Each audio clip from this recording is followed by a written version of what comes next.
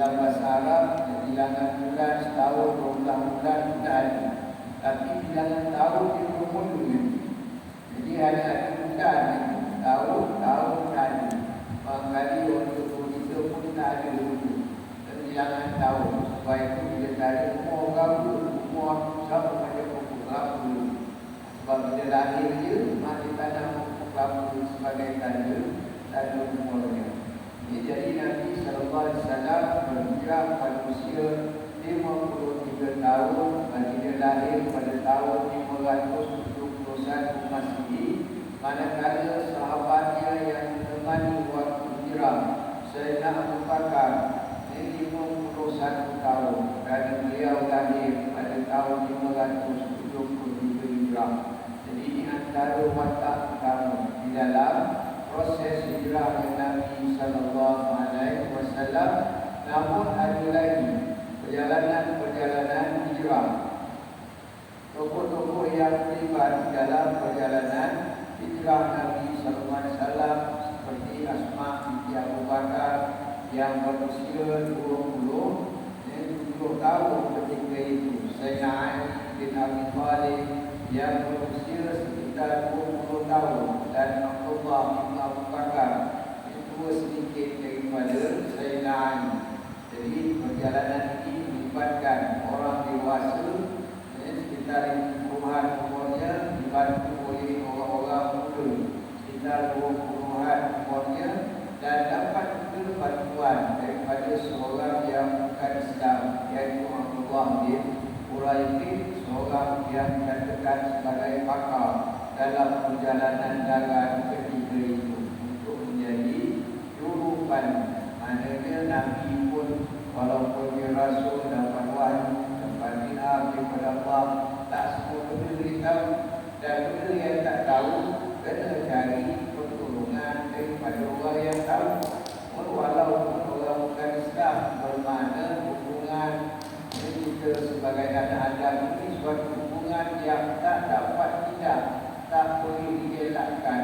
Pasti kita hidupi dalam negara, walaupun di Saudi Arabia yang ada kapal, walaupun di Mesir, walaupun di mana-mana negara Arab ada orang Kristian, orang tak beriman yang berada di sana. Maka Nabi menunjukkan bagaimana untuk berurusan dengan orang bukan Islam, termasuklah watak suraqah yang cuba untuk menghalang Nabi SAW daripada hijrah.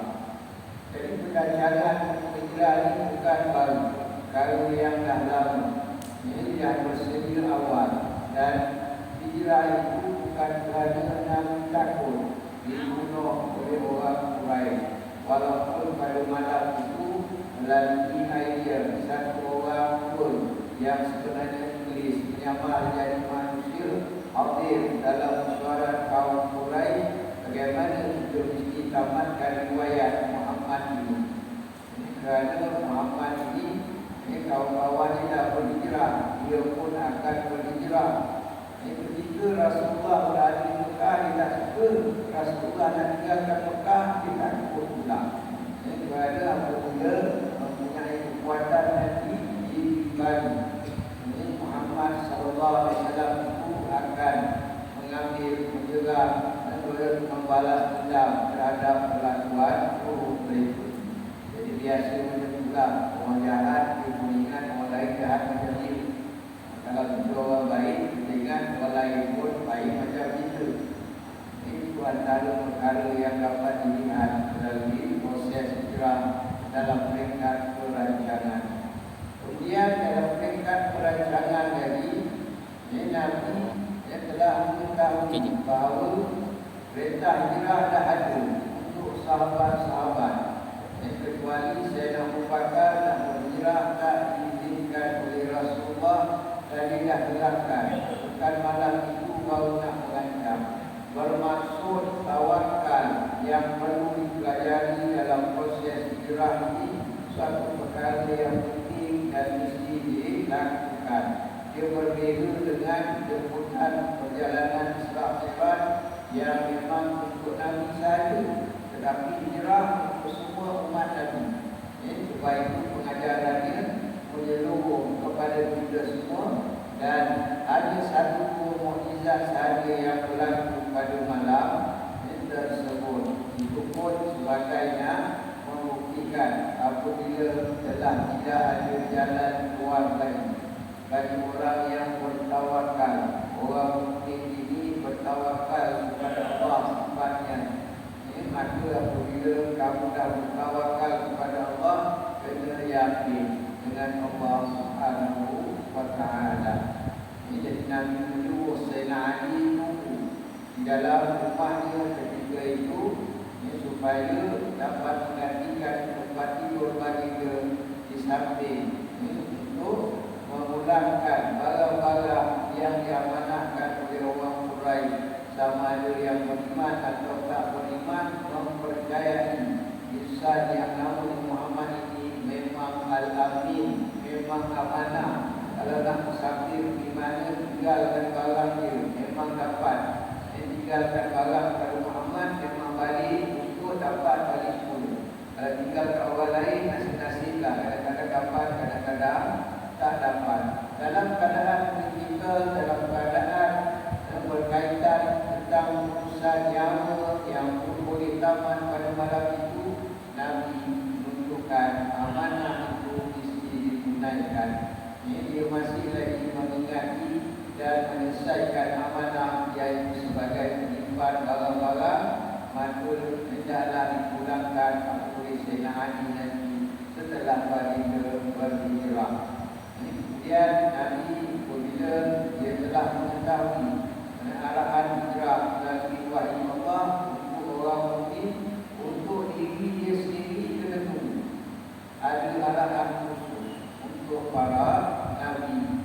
Semua Nabi macam dia tak boleh tinggalkan kaum dia dalam keadaan kritikal macam mana pun. Seperti Nabi Allah Yunus alaihissalam yang meninggalkan kaumnya yang akan dibinasakan oleh ahli kitab, tetapi pada hari ketiga bila langit dah merah hitam, takut kaum dia bertaubat dari rasul dan tinggalkan mereka.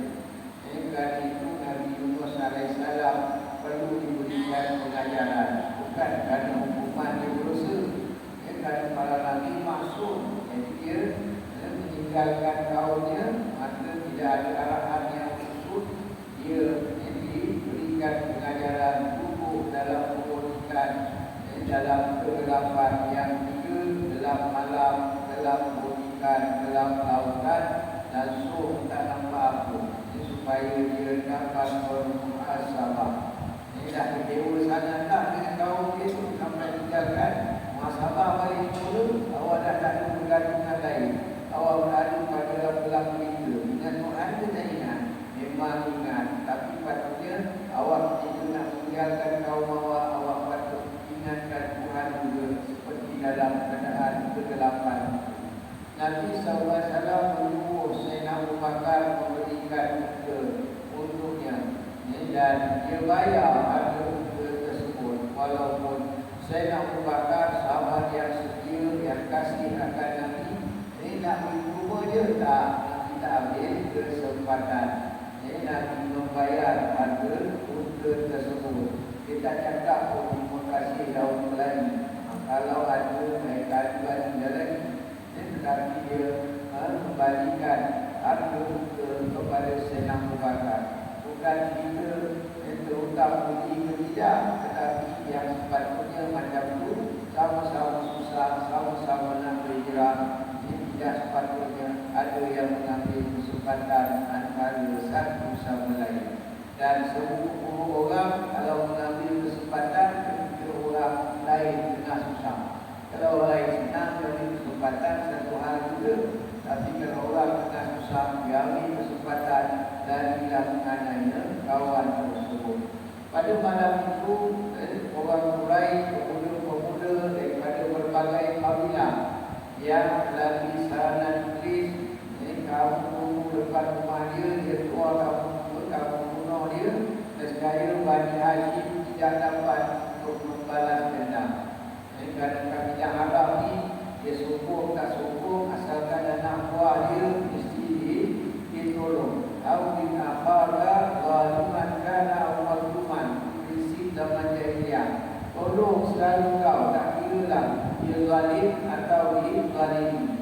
hadis pun mengulang balik kata-kata itu, cuma dalam konsep yang berbeza. Kalau orang menzalimi beri bantuan, orang yang menzalimi beri nasihat.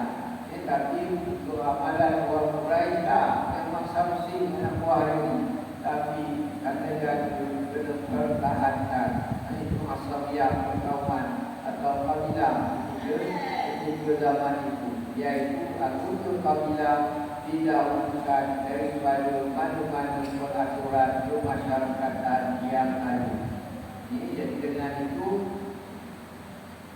pada malam tersebut untuk menampakkan bagaimana Allah ini menyempurnakan agamanya walaupun dimusuhi oleh orang-orang kafir.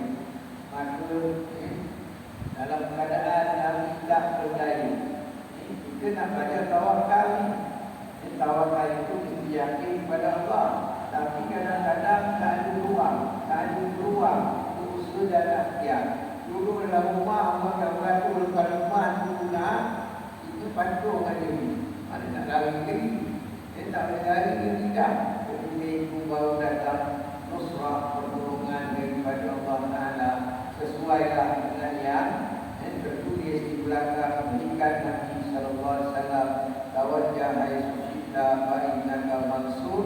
Kau pergilah ke mana pun, kau pasti akan disuruh.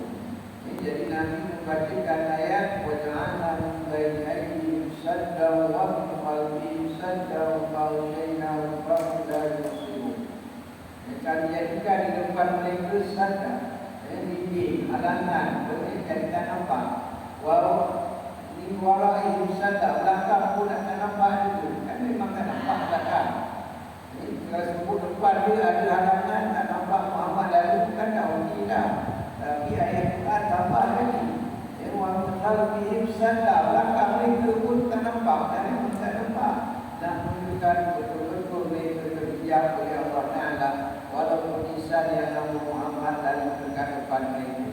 Dan nak tambah penghinaan lagi terhadap mereka, Nabi yang dilepuk pasir tanah karawatan palunya. Orang Arab kalau dekat tanah itu dikata tanah lah, tak kira yang pasir itu disebut turab. Nanti tanah berapa yang ada, apa betul kembali kecil orang. Menunjukkan bukan sekadar kalau Allah nak menyempurnakan agamanya sudah pasti hijrah itu berjaya, tetapi sempat lagi nak menghina orang-orang yang nak melawan perintah Allah Ta'ala ini. Ini betullah yang disebutkan wa makaru wa makarallah wa Allahu khairul makirin. Mereka membuat perancangan, iaitu perancangan untuk menghalang Islam daripada berkembang. Wa makarallah, Allah balas. Yang kata Allah pun membuat perancangan ini, maka itu dibudai perancangan ini. Jadi Allah balas bisikan mereka. Allah kata Allah pun membuat perancangan. Wallahu khairul makirin. Itulah kata Allah. Allah lah yang sebaik-baik membuat perancangan jahat kalau nak jahat. Kau cubalah apa pun untuk menghalang syiar agama ini yang nak berpindah ke tempat baru daripada Mekah ke Madinah. Takut Muhammad ini akan menyebarkan dakwah dan dibunuh ketika itu, pasti Muhammad akan selamat. Dan surah Yasin itu, ayat dalam surah Yasin itu menetapkan memang ini berdepan belakang tak nampak. Dan seterusnya Nabi SAW ada kita dalam kitab surah kita sebut bersembunyi. Kalau sembunyi ini orang takut, Nabi tak takut. Jadi dalam kitab surah atau adab dengan Nabi, dia kata apa Rasul firarikun di budak salat ayam, berada menginap Nabi di dua sur selama tiga hari, sementara menunggu reda proses pencarian orang-orang Quraisy itu. Kerana kalau dah lebih daripada 3 hari, usaha mencari akan berhenti. Dengan sebab kerana Muhammad dalam balas badan Mekah, dia dah tak kena alam berhijab. Padahal dalam 3 hari Nabi SAW dan Sayyidina Abu Bakar masih berada di Mekah lagi. Jadi di Gua Sur itu. Kemudian Nabi SAW berada di Gua Sur, bukan nak cari selesa, tetapi nak pastikan dapat hidup proses hijrah berjaya. Maka perlu nak perancangan daripada awal, perancangan yang teratur. Maka di sebelah selatan, Madinah sebelah utara. Patut nak pergi Madinah di utara, tak pergi ke Jabal Sur yang di sebelah selatan. Waktu pusing ke jalan laut, lalu kawan mulai baru masuk jalan asal. Jadi jauh perjalanan tersebut, supaya itu perlu kepada panduan daripada padu pada pasien iaitu Abdullah bin Murajih yang tak beriman pun. Maknanya tak ada masalah pun kita nak berurusan dengan orang bukan beriman, walaupun dalam nak menegakkan agama kita. Dulu kita nak uruskan jenazah kita, kain di mana? Ada kedai membali dia paling penting pun terletak di kain kapan kita kedai kita juga. Sebab kain itu dia dibuat daripada negara kita. Jadi itulah contohnya. Jadi kita nak pergi haji, naik kapal terbang, ada orang Islam buat, walaupun yang asal-asal logo buat kapal terbang adalah Abu Firnas, orang Arab, Hindu, putih, patah-patah. Tetapi akhirnya berjaya membuat konsep kapal terbang yang kemudian disempurnakan oleh Berberai dan Al-Ghani. Jadi itu antara keperluan dalam hidup kita tak semestinya. Dan kita ini bergantung kepada orang Islam sahaja, walaupun dalam nak menyempurnakan ibadah. Nak buat masjid pun, kalau kontraktor tengah-tengah dulu bukan Islam yang buat. Sekarang walaupun orang Islam yang buat, dia ambil barang daripada kedai orang bukan Islam dulu. Jadi urusan anak Adam, tak kira agama, tak kira bangsa, memang tak perlu nak diambil kira sangat dalam kita nak mencapai matlamat, khususnya mengabdikan diri kepada Allah Subhanahu wa Ta'ala. Nabi SAW berada dalam Gua Sur, sekali lagi berhadapan dengan keadaan yang tidak ada ruang sebahagian. Orang Quraisy dah sampai. Di jengah sikit je, pukul sikit je nampak ni orang kat dalam. Kerana Gua Sur tu kecil je, bukan yang besar. Memang Muhammad pun orang je. Maka ketika itu Sayyidina Abu Bakar sudah kesedihan. Perasaan kita ni yang paling tak selesa, satu takut, dua sedih. Maka Nabi SAW seperti dalam hadis menyebutkan, ya Abu Bakar, wahai Abu Bakar, ma'adha buka bisnai Allahu ta'aliduhumma. Apa yang kau sangka berdua itu sebenarnya Allah yang ketiga. Maksudnya kita dinampak terbaik, sentiasa dalam perhatian dan pertolongan Allah. Apa yang nak sedih? Adakah saya Bakar sedihkan dirinya? Tak, dia bukan sedihkan diri dia. Dia sedihkan Rasulullah SAW, manusia yang mulia terpaksa hidup 3 hari dalam kubur yang panas. Kerana demon dalam kubur itu, tahulah hidup panas kat Mekah macam mana. Jika pula itu dalam kubur memang macam itu dalam sawah. Keadaan itu, tetapi bagi dia perlu nak melalui kesusahan tersebut dengan penuh kesabaran. Jadi Sayyidina Abu Bakar memang antara watak yang perlu kita ada dalam diri kita. Kalau nak berhijrah daripada perangai buruk kepada perangai baik, tengok kawan yang boleh menolong kita, yang boleh mengingatkan kita, yang boleh sama-sama kita melakukan, membuat perubahan untuk jadi lebih baik. Sebab kita dah tak ada hijrah 4, yang ada jihad Muhammadiyah, jihad dan dunia. Jihad berperang dengan orang kafir harbi, itu kena tunggu arahan kebenaran yang diperkuat aku selaku kedua negara, ulil amri dalam negara kita. Kalau tak, kita kena berjihad dengan jihad yang lain, bukan sekadar jihad ekonomi, jihad akhlak lagi yang paling penting. Dan dunia kena banyakkan niat-niat yang baik. mudah-mudahan niat sudah dapat pahala, niat itu sendiri sudah jadi sumber hidayah untuk kita menjadi orang yang lebih baik lagi. Kemudian dalam Quran juga ada disebutkan tentang kisah Ibrahim, yang mana ketika dua orang berada dalam gua, berkatalah seorang kepada sahabatnya, iaitu Rasulullah, berkata kepada Sayyidina Abu Bakar, la tahzan innallaha ma'ana. Dan dalam hadis Nabi kata, kalau puasa itu terus, nanti Allah ketiga. Bila orang berduduk nak buat kebaikan, dua orang atau lebih, insya-Allah tawakal, buatlah projek untuk majukan kampung, majukan masjid, majukan sekolah, majukan keluarga, majukan masyarakat, negara atau sebagainya, dan teruskan usaha ikut kemampuan, ikut kapasiti, ikut ruang, ikut kedudukan, ikut fungsi masing-masing dalam masyarakat. Kalau kita semua tak ada upayaan, jangan sampai pula orang membina kita meruntungkan. Ini kita pula yang memberikan pandangan-pandangan yang negatif, sedangkan kita tak ada pun pandangan yang positif. Nabi SAW di dalam dua surah itu bersama Sayyidina Abu Bakar. Tadi orang Quraisy kalau tidak nampak, oleh kerana sudah tidak ada ruang keluar, memang kena tangkap. Kalau orang tidak nampak, maka Allah nak menunjukkan ia tadi sebaik-baik penipu daya, sebaik-baik orang yang mengatasi perancangan buruk, maka tak pasal-pasal ada lapar-lapar juga dihamkan oleh Allah. Buat salah di depan dua. Ini sehingga orang Quraisy yang ada dirasai, iaitu berdasarkan tanda. Kalau belum jadah, kalau ada salah lapar-lapar, takkan ada orang kat dalam ni.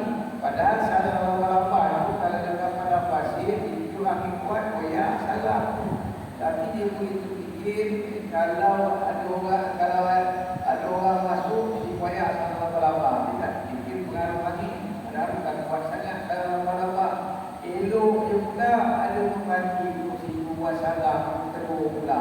Jadi kalau ada orang dalam tak kalau boleh buat salah, mereka terpedaya. Jadi hari ini kita bila berhadapan dengan orang bukan Islam, terutamanya dalam mereka antara bangsa, mereka itu ukuran pusat agama, walaupun apa nama, apa level. Mereka yang memusuh Islam itu ramai, alat-alat senjata dia canggih. Dia punya latihan-latihan keterdekaan dia hebat, modal dia besar, tetapi mereka akan terpedaya juga. Orang kafir itu dalam Quran sebutkan, mereka itu ulur orang yang terpedaya dengan nafsu mereka, terpedaya dengan idea mereka, terpedaya juga dengan apa-apa perancangan yang mereka buat untuk menganiaya orang Islam. Semuanya akan memantul balik semula menyebabkan kerugian diberikan mereka. Jadi walaupun Nabi SAW dah hilang usaha dia dalam usul yang kecil, tetapi tawakal mesti disertai dengan yakin kepada Allah.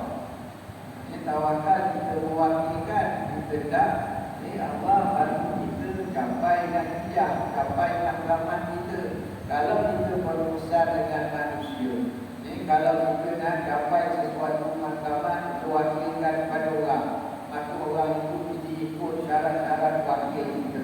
Kalau anak dekat negara, satu negara, anak lelaki satu negara, anak perempuan satu negara, dua orang ujang, bapa di kampung makan, kahwin dengan anak kita ni.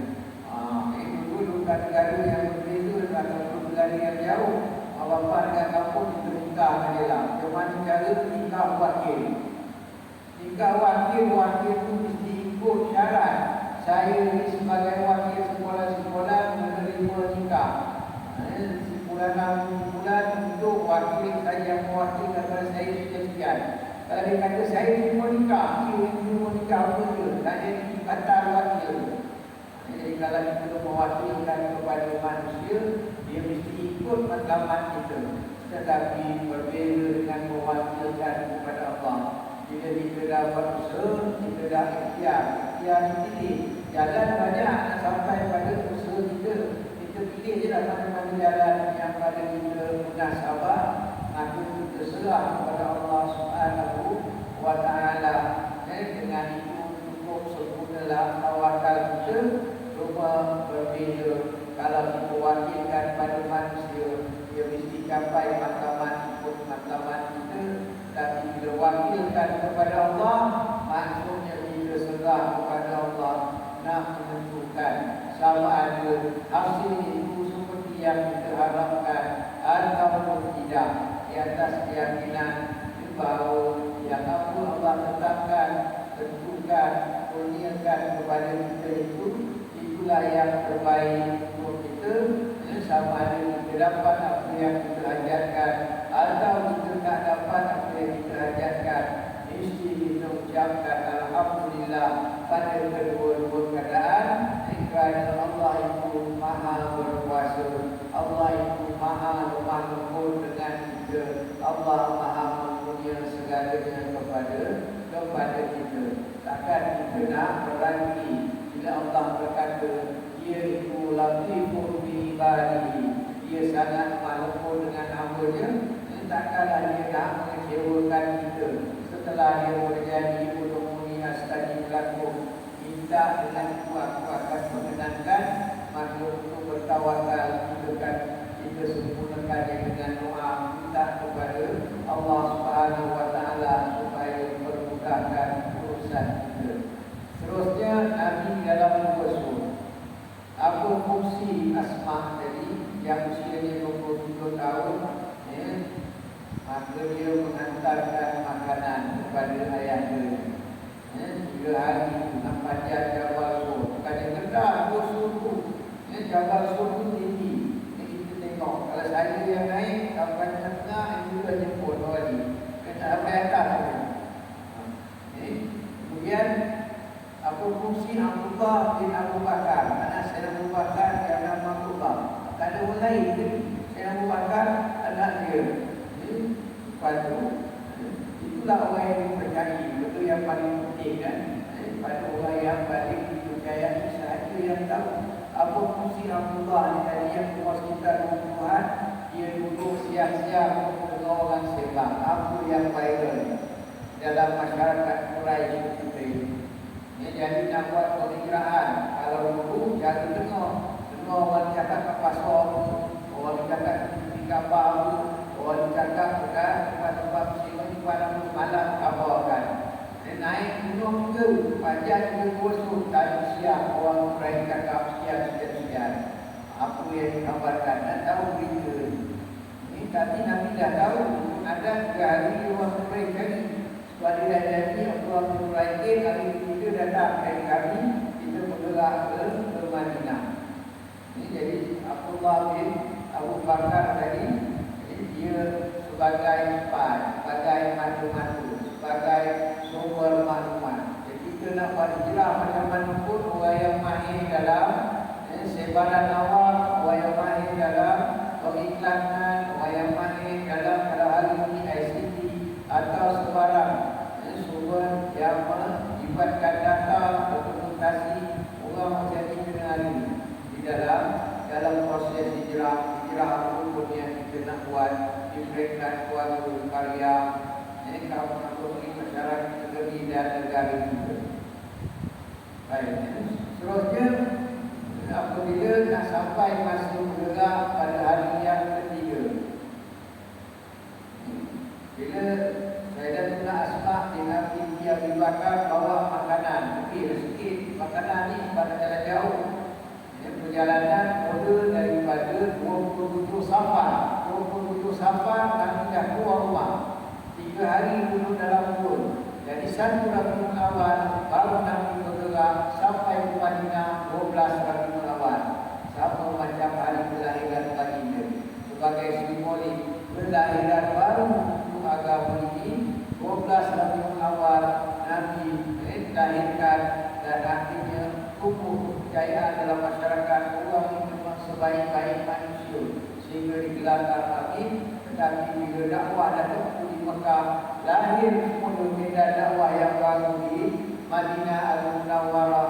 pada tarikh yang sama 12 Rabiul Awal ketika ibu bagi dia sampai menginjakkan kaki ke kota Madinah dan ditukarkan selepas bilang nama Yathrib kepada Madinah Al-Munawwarah. Asalnya kan Madinah, asalnya Yathrib tukar jadi bandar bercahaya. Bandar cahaya, Madinah Al-Munawwarah, Madinah bandar bercahaya. Jadi ketika itu Asma dah bawa makanan, maka nak ikat makanan pada muka. Muka tak ada bonek pula, tak ada mochi-mochi ke apa, mana dia letak ni. Maka dia membonyakkan impak dia. Kalau selendang atas dipanggil lidah, selendang yang tak lidah tu dipanggil impak. Orang muda Arab pakai dia tu. Sebab pun dah besar lagi kan. Jadi kalau pakai selendang pun nampak comel ada sikit. Kalau dah rumah pun besar tu tak payah ikat. Jadi dia buka kain hitam dia, koyak akan dibuka makanan. Maka Nabi menganugerahkan kepadanya. Ini dua selendang pinggang di akhirat itu. Di syurga awak akan dapat dua selendang dan dia awak koyak akan dia. Yang Alhamdulillah selendang kat syurga ni. Yang lebih besar adalah dapat masuk ke syurga itu. Selendang itu. Itu jaminan. Ini bahawa Sayyidatina Asma akan dapat ganjaran jaminan di syurga kelak. Di samping itu memberikan ganjaran sesuatu yang perlu dalam masyarakat lagi melibatkan orang muda. Walau mereka kata saya ikhlas juga, jangan salah tak kira. Dia punya ikhlas tu, dan sebab sungguh-sungguh, tapi kita kena tahu menghargai. Kerana itu Nabi memberikan ganjaran. Dalam Quran banyak janji ganjaran. Surga yang hebat-hebat jauh lebih banyak berganda-ganda daripada yang kita amalkan di dalam kehidupan kita. Balasannya jauh lebih besar lagi. Jalanlah, tinggalkan Jabal Sur, pun bergerak Rasulullah, Sayyidina Abu Bakar dan juga Abdullah bin Quraisy. Jalan pertama Surabah pulang nampak. Ini kenapa Surabah ni ada ni? Orang Quraisy bergabung dan kali. Kerana ganjaran siapa jumpa Muhammad itu atau mati akan dapat 100 ekor unta. Wow, kayu bergabung, tak ada siapa nak dapatkan keluar. Tapi yang nampak ni dalam Surabah, dia naik kuda. Nanti naik kuda, memang tak boleh kejar. Dia pergi mendekatkan diri, dah dekat jatuh kuda dia. Dah dekat jatuh kuda dia. Kalau memang tak akan dapat untuk mendekati hati Surabah, ini sebenarnya kau nak apa? Kau bagi dia lah keilmuan yang Muhammad yang dia. Kau bagi dia tak percaya lagi Muhammad Rasulullah kan? Dia belum bukan. Kau bagi keilmuan yang lumayan, ini aku cukup berhasil. Lalu baru Surabah balik ke Quraisy, orang sembang lagi pasal Muhammad Al-Nabi dia balik. Dia tak cakap bila itu Muhammad. Apa yang Nabi janjikan dan proses itu apa namanya? Itu namanya negosiasi. Kita kena ada MOU, kena ada persepahaman, kena ada persetujuan. Dengan sebab kita ada persetujuan, persepahaman dalam usulai, dalam sejarah, maka kita hari ini dapat hidup dalam keadaan negara yang mudah nak melaksanakan syariat Islam, yang mana orang putih disyaratkan dibagi kerakyatan pada orang India dan orang Cina yang orang putih dibawa masuk. Maka kita negara kita minta apa? Orang tua kita Allah ilhamkan pakar-pakar tangan ketika itu apa yang diminta, iaitu Islam adalah persekutuan. Kemudian bahasa Melayu bahasa resmi kita. Kemudian raja-raja dan ada Islam agama persekutuan. 4 perkara ini sampai hari ini jadi perjanjian. Jangan kita izinkan orang mengubahnya, kerana dia itu bukan sekadar jaminan, tetapi memudahkan kita untuk mendaulatkan agama Islam dalam negara kita.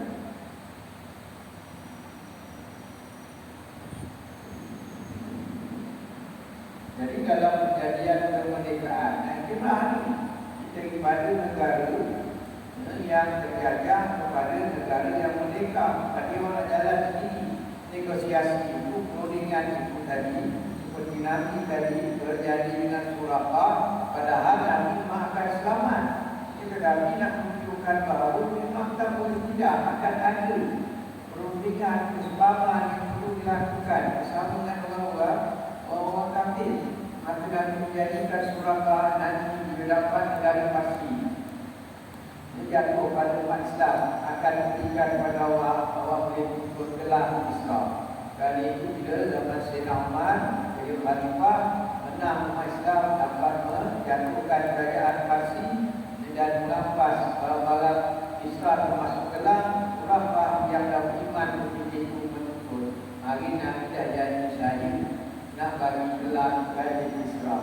Saya nampak sebagai seorang yang bijaksana, pemimpin yang berstrategi, maka atas nama menunaikan apa yang Nabi jadikan bagi Surabaya gelang. Tapi lepas atas nama ketua negara diambil bagi gelang masuk dalam Baitul Mal. Kerana awak ada banyak niaga begini, ambil balik masuk dalam Baitul Mal. Jadi kita ingat negara kita dulu Allah ilhamkan pimpin Jerman dan merdeka dengan sebab mengambil kerakyatan orang lain ini, walaupun norek yang dikatakan antara yang mengatur perlembagaan ini itu antara perundingannya, tapi pada jaminan ini musola ini yaitu Islam agama persekutuan negara-negara di kedua negara kita dalam urusan agama, dia bahasa lainnya, hak istimewa orang lain, perkara jangan kacau. Lagi ada bulan dan matahari tak boleh usi perkara ini ke pokok yang bergerga dengan pokok perniagaan ini, perkara ini sama sekali tidak akan terjejas, akan selamat pada ada perjanjian yang kalau kita beruntung nak merdeka seperti saudara kita di Semarang, ini kesannya urusan agama dia tak diletakkan di bawah mana-mana agensi kerajaan yang tertentu. Ini patut berdasarkan Pancasila, tidak ada boleh amri dari pihak kerajaan walaupun ada menteri agama yang boleh menentukan tarikh puasa, tarikh raya, ibadat tu. Perkara ibadat kena ada oleh amri yang berkeputusan tentang agama. Apa itu berjalan tetap bukan sekadar puasa dan boleh raya sahaja, urusan tentang agama yang lain banyak susah, jalan susah ataupun banyak kalian berkeras. Itu kerana Islam agama persekutuan ada yakin, ada jawapan bukti dalam tingkat negeri boleh kawal ajaran agama Islam ini. Malah kita ada keperluan untuk berikan tauliah, maka perlu diberikan tauliah supaya terjamin yang disampaikan itu betul-betul menepati dengan syariat.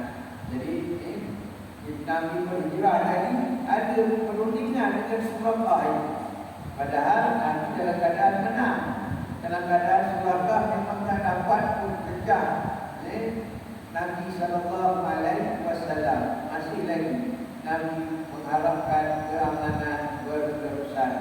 Ini dalam proses hijrah bagaimana yang berlaku pada ketika Nabi nak buat umrah berjanji dengan orang Quraisy tahun depan, tahun ribuan Abu Nabi balik dan bertahluk esar tahun depan baru datang melaksanakan umrah qadha. Padahal nak pada itu wilayah kita permintaan orang kafir tadi. Padahal orang Islam pada nak menunjukkan Islam ini agama keamanan. Jadi datang ibadah dia kena gaduh.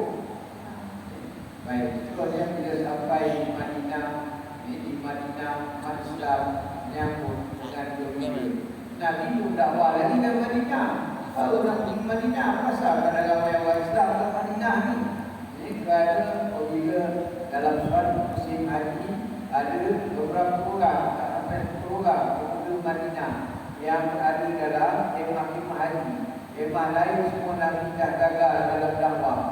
Kerana kakak dia Abu Lahab itu, bila Nabi kakak dia Abu Lahab besar ini. Jangan ikut anak saudara aku. Dia ada beri satu di kapal, itu tiga. Kalau Muhammad datang, itu terima. Letakkan kau sihir, kau kena ini, kau kena ini. Yang macam kalau ini disebutkan.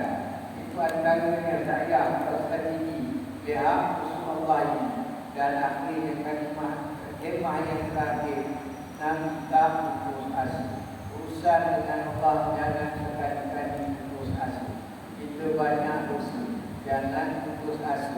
Maka Nabi berdakwah pada orang Madinah, balik kamu ke Madinah, nanti Nabi berkira.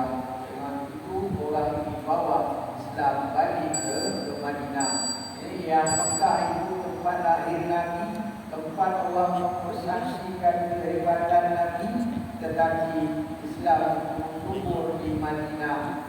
Kerana orang Madinah telah pun dapat tahu tentang cerita Nabi akhir zaman ini daripada orang Yahudi. Orang Yahudi dah pindah balik Mekah, balik Quraisy, balik Nadir. Ini ada beberapa kabilah yang ada 4 tu. Ini balik Quraisy, balik Mekah, balik Nadir, satu lagi. Ini yang tidak diperlukan itu pada Taurat sebut Nabi akhir zaman akan berhijrah ke Madinah, ke Yathrib. Jadi dia dah standby. Jadi tetap orang-orang Madinah besok turun lagi akhir zaman. Ini awas apabila Nabi kami ini dah apa ni akan arahkan untuk menghapuskan awak dan sebagainya. Kita takutkan ini. Dan dapat tahu Nabi akhir zaman orang Arab kan suka orang Madinah supaya orang Madinah lebih senang nak Islam. Ini dari dibanding dengan orang yang berada di Mekah pada ketika itu. Ini dengan itu baru pindahlah pusat dakwah daripada Mekah Al-Mukarramah ke Madinah Al-Musyarrafah, ke Madinah Al-Munawwarah. Dan itulah sebabnya berkembang syariat Islam sehingga kurun kelima berubah menjadi zaman keemasan umat Islam. Jadi proses bagaimana negara melalui satu proses hijrah yang ketika kita mengambil masa ratusan tahun untuk membina negara kita. Jadi jangan kacau kalau ada orang yang dah membina, kita nampak dulu, kita tegur, kita nasihat dengan cara yang memang. Kalau pun kita tidak menurutnya, ini sama-sama kita berusaha menghijrahkan negara kita ke negara yang lebih lagi hebat. Jadi baldatul thayyibatun wa rahmatullahi, negara yang baik, Tuhan yang mengampun. Kau buat baik dengan pun kau mesti ada buat salah. Baik itu mesti ada Tuhan yang mengampun untuk dari rujukan tempat kembali kita. Jadi kita ada penghijrahan. Kan dunia ini kalau kita tak berhijrah itu nanti dalam Quran sebutkan waqadzalika ja'alna ummatan wasatan litakunu syuhada'a 'alan nas. Demikianlah jika menjadi umat wasatah, umat pertengahan yang menjadi saksi terhadap manusia. Umat-umat dulu ni yang konon-kononnya bila malaikat jawabannya adanya Tuhan tak ada rasul ke? Tak ada pun. Ada yang ada kami tunjukkan yang mati tak ngaku itu umat Muhammad akan mengatakan bahawa kaum Ad, kaum Samud semuanya mereka itu mendusta'i, mendurhakai rasul-rasul mereka. Nabi Nuh, Nabi Nuh dan Nabi Hud dan yang lain-lain lagi. Nabi Saleh, Nabi Nuh, Nabi Saleh, Nabi Hud dan yang lain-lain lagi dikhianati oleh kaum mereka. Kemudian ayat yang berikutnya wa yakuna rasulu 'alaikum syahida. Nabi atas kamu saksi. Syahidah dalam bahasa Arab dipanggil sifat musyabahah. Boleh maksud pelaku perbuatan, boleh maksud yang dilakukan perbuatan ke atasnya. Boleh jadi Nabi menjadi saksi, boleh jadi Nabi disaksikan. Nabi menjadi saksi, apa maksudnya?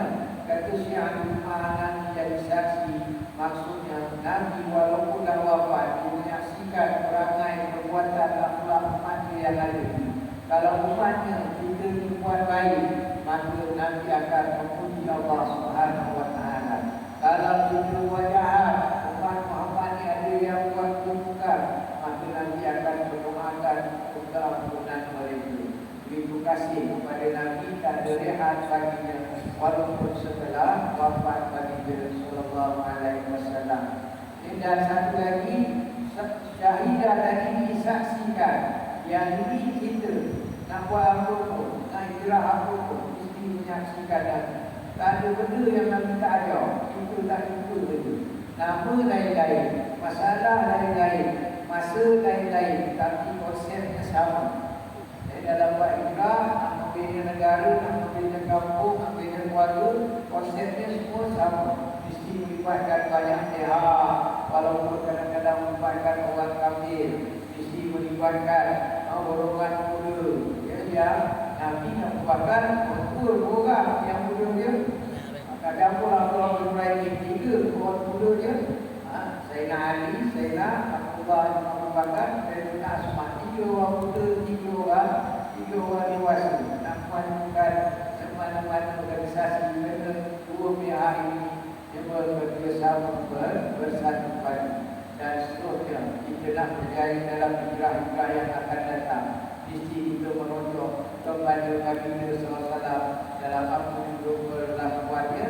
Mana kita nak pergi, kita dah bau tanah dah. Kata orang Arab, kata penyanyi Arab, yang orang daripada kita, panah telah dilepaskan. Tunggu sampai dia dekat kita. Tunggu sampai dia kena dulu, mati dari dulu. Jadi kita akan berhijrah ke alam barzah lepas ni. Nak tengok siapa? Nak tengok Nabi kita juga kalau nak selamat ke alam barzah. Kita akan pergi ke mahsyar. Nak jadi siapa panduan kita? Kita akan jadikan Rasulullah sebagai panduan kita. Akan berada di mizan. Nak minum air telaga. Lalu mana orang bilang ni banyak air telaga besok. Yang Nabi ada telaga dia. Nabi kita akan sampai panggil kita. Muhammad, umat aku. Nabi kenal umat dia yang percaya Allah. Panggil bagi kita baik lalu kausar. Selamat kita, tak ada hari itu selamanya. Bayangkan bulan puasa pukul 6. Tengok air batu dan siram batu sekolah dan mau tak kata nak minum. Ini kan pula di panas terik, di padang masyar pula, tiba-tiba dapat air lalu kausar tak hilang, tak ada selama-lamanya. Itu besar niat Allah pada Nabi kita dan itu besar kasih Nabi kepada kita. Jadi buat apa pun kosonglah kepada Nabi.